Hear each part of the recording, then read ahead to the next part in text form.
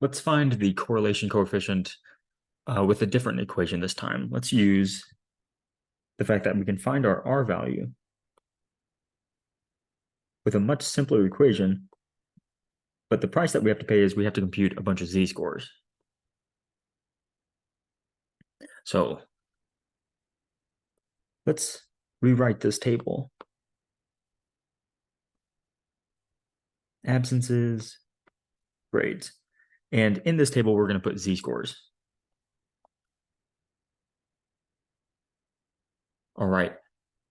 First, before we talk about the equation, let's guess what the Pearson correlation coefficient might be by plotting grades on our y-axis and absences on our x-axis.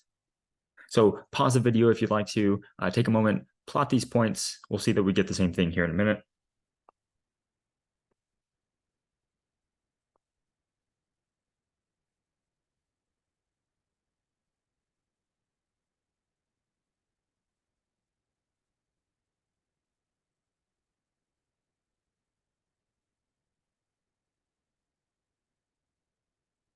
Okay, you should get something like that. We can see that as absences increase, our grades drop down. So we have this sort of negative slope there. Our data is inversely proportional. And maybe the R value is minus 0.6. Doesn't look super strong. We don't really have a lot of data, but definitely negative. Now let's compute this R value. So if we need a bunch of z-scores, you need points, you need averages, and you need standard deviations. So if I'm going to compute the z-score of the first absence, the z-score of 5, we need to give ourselves an average of the absences and a standard deviation of absences. Go ahead and pause the video now, find the average of the absences and the standard deviation of the absences. All right, your average absence is 2.8, while your standard deviation of absences is 1.92. When we're going to want to compute the z-score of the grade of 62, we need averages of grades and standard deviations of grades. Go ahead and pause the video, give yourself an average and a standard deviation of the grade data. The average grade is a 79, while the standard deviation of the grades is 14.58. All right, so let's compute the z-score of, let's do the first grade together, and then I'll fill in the rest of the table and leave you to solve for all of the others.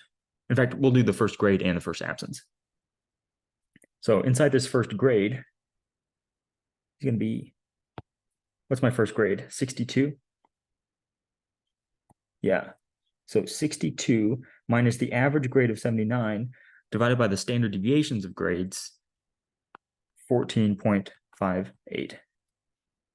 If you do this, you get about minus 1.17. And let's do all of the other grades while we're at it. So the second grade, 88, has a z-score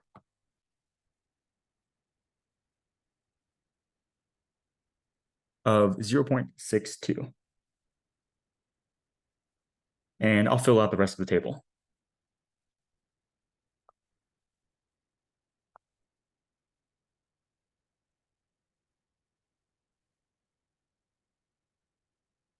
All right, now for the z-score of the first absence. 5 minus the average absences, 2.8, divided by the standard deviation of absences, 1.92, gives us 1.14. The z-score of 3 will be 3 minus 2.8 divided by 1.92, giving us about 0.10. And I'll fill in the rest of the table.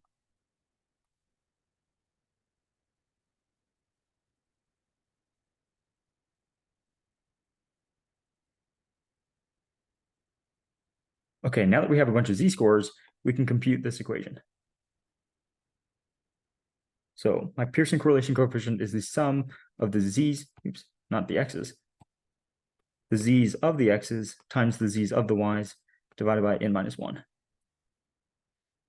So the first term in the sum will be the z-score of 1.14.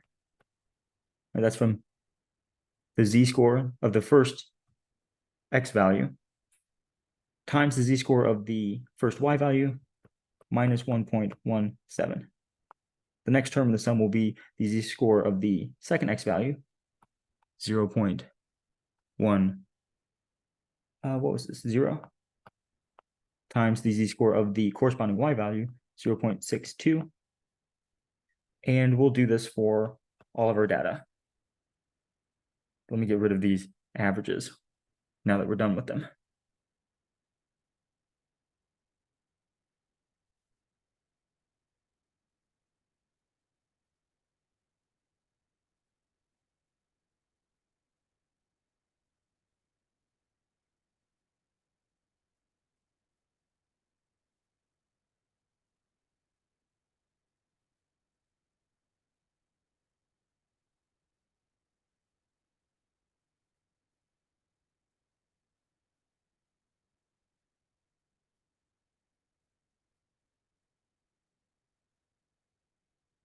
All right, we divide that sum by n minus 1.